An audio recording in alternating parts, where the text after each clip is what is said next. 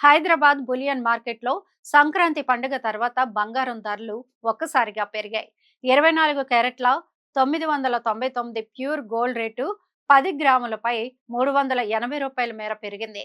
దాంతో తులం రేటు 1,43,780 వద్దకు చేరింది.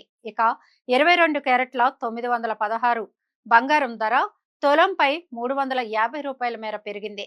దాంతో 10 గ్రాముల బంగారం రేటు 1,31,800 వద్దకు దూసుకెళ్లింది.